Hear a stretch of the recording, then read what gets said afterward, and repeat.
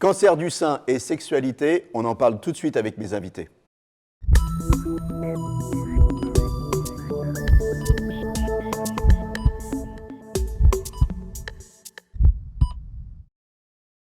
Avec moi sur le plateau, le docteur Patrick Papazian. Vous êtes sexologue en service d'oncologie à la Pitié-Salpêtrière et vous êtes l'auteur de « Parlez-moi d'amour ». On va vous parler d'amour.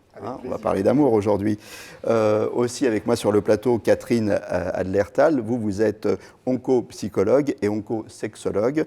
Vous intervenez au sein d'Étincelle, qui est une association. On rappelle le site d'Étincelle, c'est www.étincelle au singulier .asso.fr et vous intervenez aussi à l'Institut Raphaël. Tout à fait. Voilà. Et Catherine Cerizet, vous avez gentiment accepté de venir nous parler de votre cancer.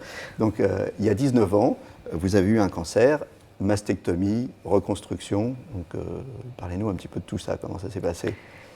Bonjour, Jean-Claude.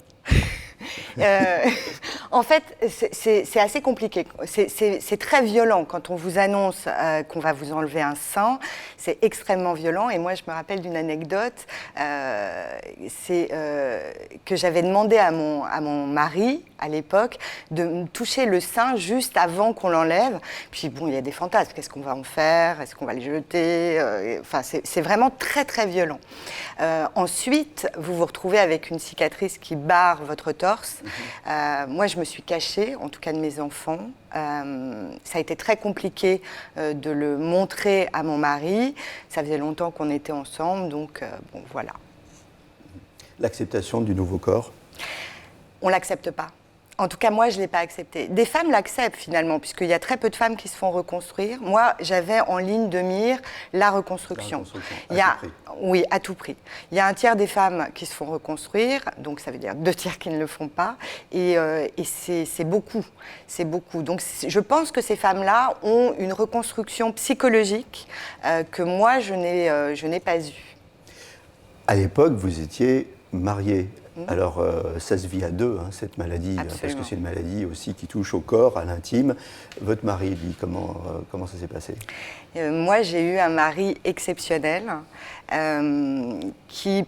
pour lequel c'était pas important. Ce sein n'était pas important. Lui, il avait une maman malade. Lui, il voulait que je sauve ma vie. Voilà, le reste, c'était complètement accessoire.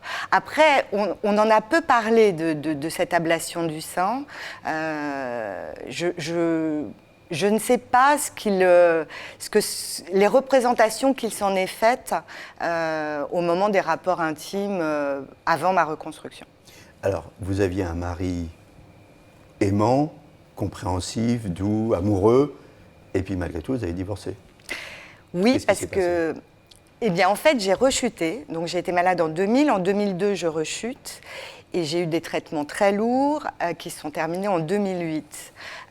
8 ans, c'est très, très long pour un couple. Et je suis passée par la case hormonothérapie, qui est un traitement qui est présenté comme quelque chose de simple, un médicament, vous ne perdez pas vos cheveux, etc. Et qui en réalité est extrêmement compliqué à vivre, notamment en termes de sexualité, parce que baisse de libido, anorgasmie, pour certaines femmes, ce qui n'a pas été mon cas, parce que j'ai été malade jeune, ménopause induite, donc quand vous avez 40 ans ou 35 ans et que vous êtes ménopausée, vous avez toutes les joies de la ménopause. Et tout ça, ça a été un peu long, en fait, je pense. Pour qu'on comprenne bien, donc plus de libido, plus envie de coucher avec son conjoint, plus d'orgasme, parce que vous avez dit pudiquement anorgasmie, donc plus d'orgasme. Ce qui a été mon cas, ce qui n'est pas le cas de tout le monde. Donc ça devient un peu une corvée. Alors, je peux pas dire, s'ils nous regardent, je peux pas dire que ça a été une corvée, mais c'est vrai que je faisais un effort et je me souviens, bon c'est il y a longtemps, mais il y a plus de 10 ans, mais je me souviens que je pleurais et j'étais persuadée que ça ne reviendrait pas. Et j'en ai parlé à mon oncologue qui m'a dit mais on peut pas accuser l'hormonothérapie de tous les maux. Et ça a été sa phrase exacte, je m'en rappelle très bien, sauf que je l'ai arrêtée et quand je l'ai arrêtée, les orgasmes sont revenus. Alors voilà, donc après, il y a une vie. Donc aujourd'hui, ça va bien. Alors aujourd'hui, comment vous dire? Ça va bien dans la mesure où ça fait 19 ans, donc le cancer est derrière moi. J'ai une dizaine d'opérations pour la reconstruction. Là, je viens d'apporter le point final à la reconstruction. Maintenant, quand vous rencontrez un nouvel amoureux, c'est compliqué de dire que déjà... Comment vous faites? Vous lui dites avant, vous lui dites pendant, au moment fatidique, vous lui dites hein? Alors, ça a été très compliqué et ça a été beaucoup de discussions avec mes amis. Alors, au début, je trouvais ça pas très fair de le dire à la dernière minute. En plus, il se trouve que je travaille dans la santé, notamment auprès de femmes atteintes d'un cancer. Donc, quand on vous demande « qu'est-ce que tu fais dans la vie ?» et que vous répondez ça, les gens vous demandent « mais pourquoi ?» Donc, je dis que j'ai eu un cancer, je rajoute il y a 19 ans, etc. Voilà. Quand vous dites, et j'ai testé pour vous, j'ai eu un cancer, j'ai eu une ablation du sein... Vous avez testé pour les autres femmes. Oui, non, pas pour vous. On est bien rien demandé. Non, on est bien d'accord. On est bien d'accord. Que les choses soient claires. Ouais. Il y a une partie des hommes qui fuient. Vraiment. Il y a une partie des hommes qui fuient parce que finalement, pourquoi s'embêter avec une femme qui a sinon, aujourd'hui, un sein... qu'est-ce que vous faites? Alors aujourd'hui... La méthode. Votre méthode, parce qu'il n'y a pas une méthode universelle, c'est votre méthode. Oui, ma méthode, exactement. Ma méthode, c'est de dire que j'ai eu un cancer il y a 19 ans, je ne parle pas des traitements, et au moment fatidique, je disais que je n'allais pas enlever soit mon top, soit mon soutien-gorge, et avec le sourire, et ça passe très très bien, mais c'est vrai qu'aujourd'hui, avec la fin de la reconstruction, j'avoue que c'est plus facile pour moi de montrer. Ce que je veux dire, c'est que la reconstruction, ce n'est pas de la chirurgie esthétique, donc ça n'est pas complètement convaincant en fait. Hein, voilà. Vous avez du mal quand même encore aujourd'hui à montrer vos seins?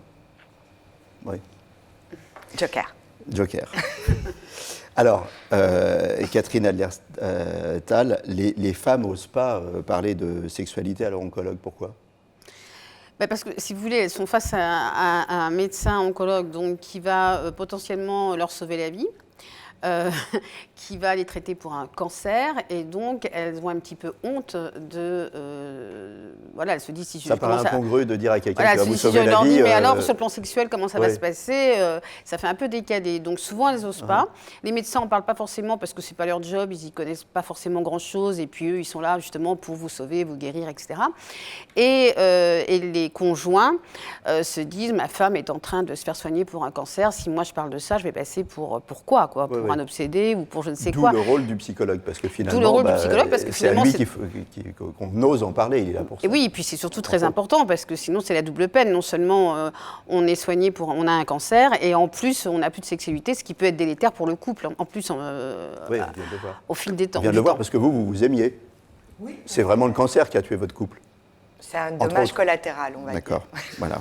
Justement, alors pour que ces dommages collatéraux n'arrivent pas, il faut parler de la sexualité. Les principales préoccupations des patientes, qu'est-ce que c'est?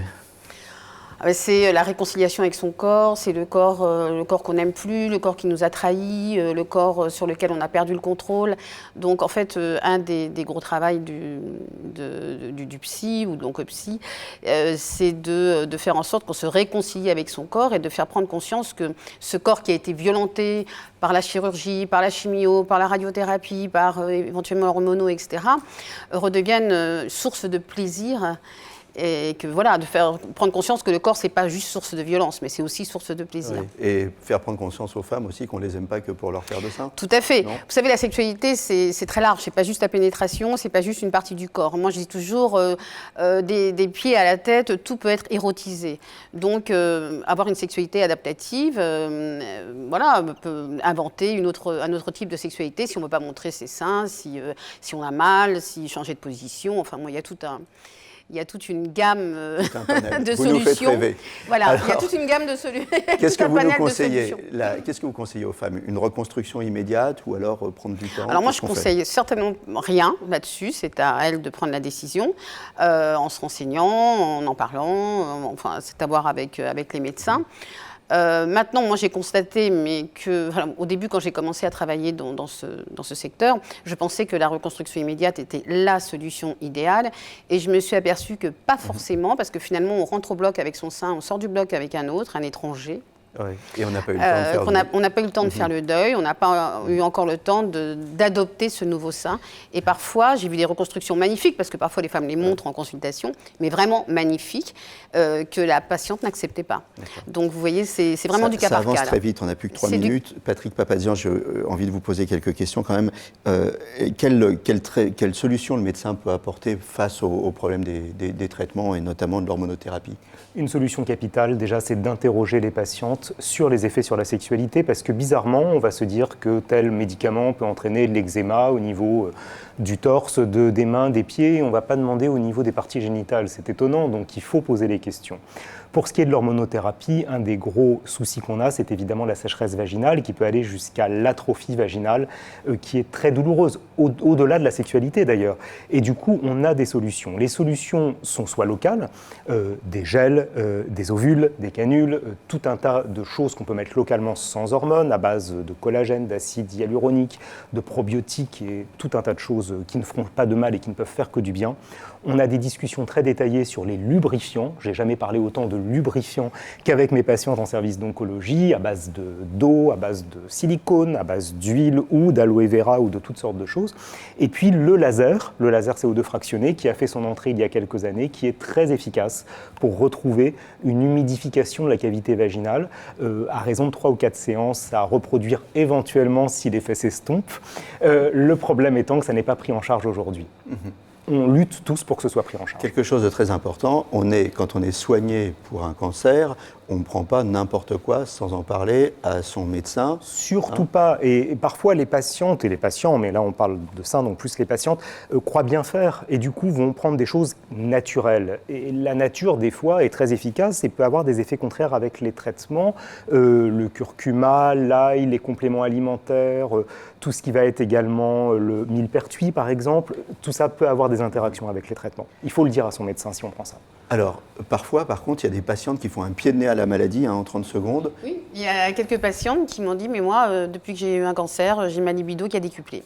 C'est un pied de nez à la maladie, c'est une espèce de vengeance. Et la maladie ne m'aura pas et j'ai envie de vivre. Et la sexualité, c'est la vie. Catherine, en quelques secondes, le mot de la fin. Eh bien, oui, la sexualité, c'est la vie. Maintenant... C'est être vivante.